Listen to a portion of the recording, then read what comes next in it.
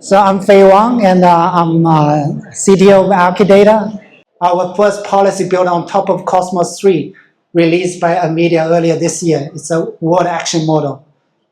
It improved itself from its own evaluation, from 40% to 40.5% on a robot lab benchmark without retraining. And let me show you exactly how this is done. Then this is our system, self-evolving world models. And the loop is simple. We start by running the Cosmos 3 policy in exact lab, where it performs a task and produces a full episode. Instead of recording only success and failure at the end, we collect the richer signals along the way. For example, subtask rewards. And it verifies that applies the environment checks. And then evaluation metrics that summarize the outcome. So we understand not just whether it failed, but where does it fail, where the progress stopped, and which parts of the behavior actually were good that we can reuse. Then two mechanisms turn that evidence into a better policy. First mechanism is test time training. A raise of hand. Have any of you heard of test time training?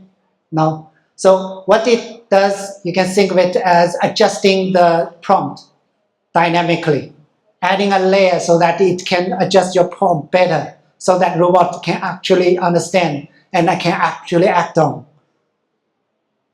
So test time training lets a policy adapt immediately from its current rollout. No waiting for full offline retrain. The second mechanism is so-called online policy distillation. And this is a very popular concept recently adopted by large language model, or VLMs, to make the student model better. So we are using the similar techniques, and it takes on the strongest successful rollout and treats them as teachers and distill their behavior back into the policy. So the weaker attempts comes up. The approved specialists becomes teachers, and their improvements are distilled into a unified student policy. So the loop is just to run, evaluate carefully, and learn from the best experience, update, and run again. So evaluation stops being a scoreboard at the end. It becomes a teacher that drives the next round.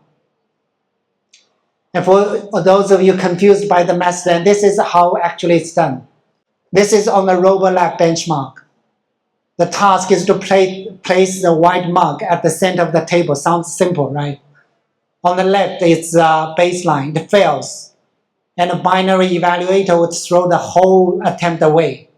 But look closely. The trajectory isn't that bad. It finds the right mark, reaches it, gets a grasp, and starts moving towards a goal. There's real usable progress hidden inside of the failure, right? So we take the more careful approach. We keep the segments that show genuine progress, and we drop the segments that cause the failure. And we update the action interface while keep the backbone stable. On the right, after test time training success. And notice it's also faster. On the right is only 10 seconds, on the left is 30 seconds.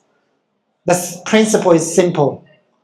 Don't imitate a bad rollout just because it's there, but never waste the good behavior hidden inside it. Learn from the progress, not from the failure. And here's our team. And none of this comes from a single model, right? It takes robotic simulation, data infra evaluation, online learning, all these different techniques put together. And that's the team we've built across the entire stack. I'm joined by our chief scientist advisor, Professor Retraining Yan, with Edge index of 165, and a distinguished professor at the National University of Singapore. Together with a group of researchers who have led work and at the top venues in the field. And those are world-class researchers in the physical AI domain. We cover the whole loop, from building the environment and collecting trajectories to diagnosis of weakness and adapting the policy.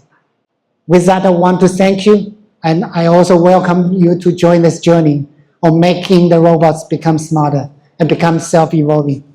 Thanks all. And here are the papers.